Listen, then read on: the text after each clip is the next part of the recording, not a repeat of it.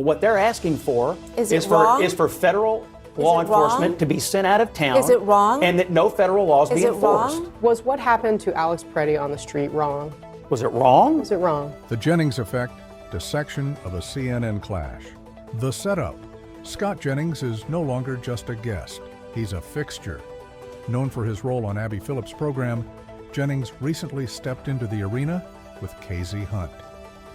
But this wasn't just another panel. It was a case study in rhetorical friction. We're stripping away the punditry to examine 3 key moments from the broadcast. The pivot, how Jennings navigates a panel stacked against his narrative. The friction, the exact second the civil debate dissolved into a procedural deadlock. The strategy, is this genuine discourse or a calculated performance for a divided audience? The bottom line, in the current media landscape, the lone wolf archetype isn't just a casting choice. It's a ratings engine. The footage reveals a widening gap between televised talking points and the ground reality. We aren't just watching a debate, we're watching the stress testing of political messaging in real time. Let's roll the tape. All of these illegals, they, being the White House, need to recalibrate on what needs to be done. I'm not comfortable with what's happening in Minneapolis at this time. It's hurting our chances at the midterm, and I'm just being frank about it. Republicans from across the country, including some of the president's closest allies, now openly questioning President Trump's immigration strategy after 2 fatal shootings in Minneapolis, with some saying he risks losing credibility on the issue. In the Senate, at least a dozen Republicans have called for an investigation into the shooting of Alex Pretti, and lawmakers in the House and Senate are preparing for administration officials to testify in the coming weeks. The House Speaker, Mike Johnson, is still yet to comment on any of this, but we did just hear moments ago from President Trump. Let's listen to what he said. We have Tom Homan there now. We put him in there. He's great. And they met with the governor, the mayor, everybody else, and we're going to de-escalate a little bit. But I will tell you, you look at the numbers, they're doing better than they've done in many years because we took thousands of criminals out of Minnesota. My panel is back. I mean, Alex Thompson, President Trump saying, the quote is, we're going to de-escalate a little bit. Well, and it's notable, a lot of those names that you showed that have been critical are also people that are openly contemplating running for president in 2028 and potentially challenging J.D. Vance. Senator Ted Cruz basically said it is not believable when you call a mother of 3 a domestic terrorist. You have Senator Rand Paul is basically going to try to grill Kristi Noem and have been openly critical of sort of having these masked agents doing it. And that's also why you are seeing Donald Trump, in a way that is not, I think you mentioned early in the show, for him to sort of reverse course on this when his default is to double down is really striking. Yeah, Lulu? Yeah, I mean, one of the things that I think Donald Trump is very good at is trying to snatch a win out of something that is very, very bad for him. And he is trying to now play the statesman, right? He's separating himself from a lot of the controversial statements of his deputy, saying that he didn't know about it, that he had no idea what had happened, and that he is actually going to be, playing a conciliator. And we'll see if that actually means something on the ground. There is a lot of suspicion in Minneapolis that this is just window dressing, and it remains to be seen how this all gets worked out. I mean, Scott Jennings, those comments there from Greg Abbott of Texas, not nothing. Yeah, look, I don't know some of these are general, and I don't know exactly what they mean by it. I'd be curious to know what they would have the president do. He's in a little bit of a strange situation here because... Would you have him not do what he just said he's going to do, which is de-escalate a little bit? I don't know what that means either. I mean, what's a little bit mean? I don't know what that means. I mean, I would just caution all these people. You cannot let an angry mob nullify federal law in a jurisdiction. You mean the American people? Is that what the angry mob is? The American people? These people in Minneapolis are an angry mob, whether you like it or not. They don't like the fact that the president is enforcing long-standing federal immigration law. Does that mean they should be shot on the street, Scott? No, that's the question that we're talking about, right? The debate is about what the president's going to do next. And if you were to let them win and you were to be run out of town, what do you think would happen in L.A., Chicago, New York, all over the country? You're so either you don't going to think choose what happened to to Alex enforce the Pretti law was or problematic? you're not. Do I think it's problematic? Of course, it's problematic. Okay, was it wrong? Anytime someone how far dies, are you willing to go? anytime someone dies, it's problematic. But what they're asking for Is for federal law enforcement to be sent out of town. Is it wrong? And that no federal laws be enforced. Wrong? Was what happened to Alex Pretti on the street wrong? Was it wrong? Was it wrong? I'm waiting for an investigation, which I fully support. I don't know what the circumstances were. If I it don't was a like Democratic president in the White House, would you be able would to I say want an it was investigation? wrong? Would I want an Of course I would. I don't like that people have died. I don't like this chaos. But I also don't like the idea that we're just going to say, well, in this one little territory, we're not going to enforce federal laws anymore. That doesn't strike me as a good idea for the president right now. So he's got a tricky situation. It's very complex, but being run out of town by an angry mob to me is not an option. Enforcement or escalation? The truth behind the mob. On CNN, analyst Scott Jennings has a recurring narrative. Federal law enforcement is being obstructed by an angry mob. Whether he's on with Abby Phillip or Kasie Hunt, the talking point remains the same. But a closer look at the ground reality in Minneapolis tells a different story. The fact check. The mob Jennings describes is, in fact, a community reacting to a pattern of aggressive tactics. The data and footage reveal a troubling trend.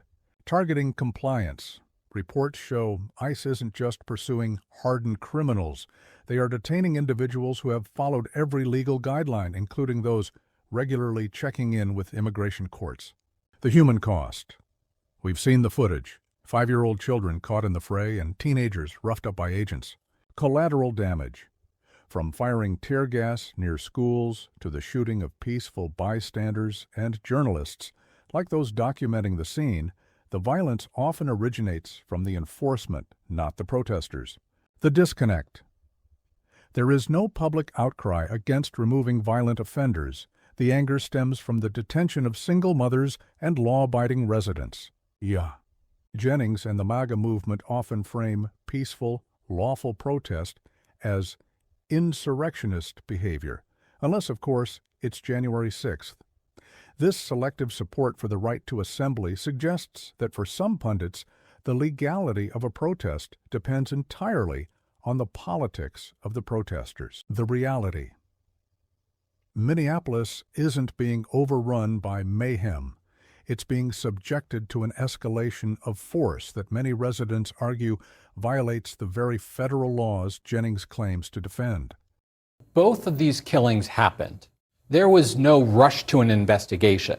You had the administration at the highest level render their verdict, blaming the victims. And to Lulu's point earlier, a lot of Americans said, well, if that's going to be how this plays out, then what's to stop it from being me? That's what people are so angry about. They are angry, not that the president is enforcing his immigration goals, that ICE is doing it in a way that is indiscriminate, that has led to violence, that, you talked earlier about whether or not local officials are cooperating.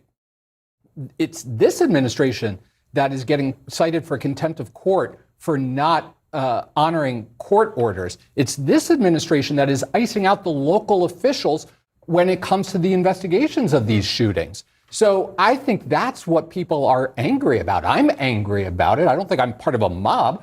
I'm angry when I see my government not being accountable, when it is violating virtually every, violating the Constitution in many of these cases when it comes to due process, when it comes to search and seizure issues. That's not what even his biggest supporters voted for, and that's why you're seeing a cratering in public support. I mean, go ahead. Another striking thing beyond conservative lawmakers has been conservative media's reaction, especially over the last day. You saw Sean Hannity go out there and say, and conservative media, to be clear, was honestly sort of egging on ICE and being very defensive of them for the most this year. But you saw people like Sean Hannity, Jesse Waters, Wall Street Journal, the New York Post, all basically call for Trump to de-escalate. Well, in another instance where we have exactly what Alex is talking about, here was what Sean Hannity had to say about ICE. Watch. Now, is ICE perfect? They're not. Can they do a better job? They can. Do I think that, some of the optics at times, do I think that going into Home Depots and arresting people there is a good idea? I don't. I don't think the people that if you're working at a place, you're not the immediate problem. Eventually, we'll have to deal with those people that didn't respect our laws, borders, and sovereignty. There's got to be a program where people get to come forward. I think they should then be given transportation home. They can get a check for, $2,000, and they can apply to come back in the country legally. I mean, Scott Jennings, even Sean Hannity thinks this has all gone too far. Well, most of the people who have been deported or have left the country have done so voluntarily, and many of them have gotten a check, just the way he is describing. I think a little over 2 million have self-deported, and only 600 and something thousand have gone out. Okay, so then why do we need these people on the street doing what they're doing in Minneapolis? Because they can't get them in the jails. In virtually every other place in America, you have cooperation. You go into the jail, you get an administrative transfer. It takes virtually no people to do that. In Minneapolis, they won't let them in the jails, and they won't let the local police engage if they're under attack as federal law enforcement. So you have to send extra agents to guard the agents that you send. That. I'm sorry? You think that because there's a policy like that in the jail in Minneapolis, that the agents that did what they did to Alex Pretti were justified? That's the connection that you're making? I did not say that. But I'm telling you that there should be a full investigation, which is exactly what the president said. A full investigation along an independent investigation, along with local. Do you know what that means? It means that who's going to do it? Who do you want to do it? Well, shouldn't it be something, as it has always been done, that is either joint, that it is local law enforcement, which, by the way, again, was not led onto the scene after he was killed. They absolutely refused to allow the local police force, which are the ones who are supposed to, in any crime scene, sort of secure the location. They weren't even allowed anywhere near it. So how can anyone trust at this point that there is going to be an independent investigation that people can have faith in if you do not involve the state and local authorities in that investigation? So you don't trust the federal government? I'm not saying I don't trust. I'm saying that there is a lack. I'm saying there is a lack of trust. A Republican. Sorry. Scott, is there not a lack of trust? Is there not a lack of trust right now after you've seen this administration lie in the way that it has? How can I trust an investigation run by Walls and Fry, who after every time something happens rush to call it a murder? They've already prejudged it. But it's a question of having a joint investigation. I don't understand why that can't be. If the feds want to do that, I don't have a problem with that. And the president this morning, we seem to be glossing over this, said he wants a full, fair investigation of what happened to Pretti. Right. Well, now he does. This, of course, after his Secretary of Homeland Security called him an assassin, among other things. And you know what? The lack of mutual trust that any of us are now able to have in any of our institutions, whether they be law enforcement, whether they be the administration of our elections, is the challenge that we are all. It's the challenge of our time. And as you can see at this table, it is a very difficult one to untangle. Ahead here in the arena, the accountability gap, Minneapolis, and the ICE siege, the conflict. On a recent panel of CNN's The Arena, strategist Scott Jennings dismissed public outcry in Minneapolis as the work of an angry mob. This narrative, one Jennings frequently brings to Kasie Hunt and Abby Phillips' programs, frames federal enforcement as a standard operation being unfairly obstructed. But the evidence on the ground suggests a much darker reality. The reality of Operation Metro Surge. While the administration claims to be targeting violent criminals, the facts tell a different story of escalation. The victims. This isn't just about deportation.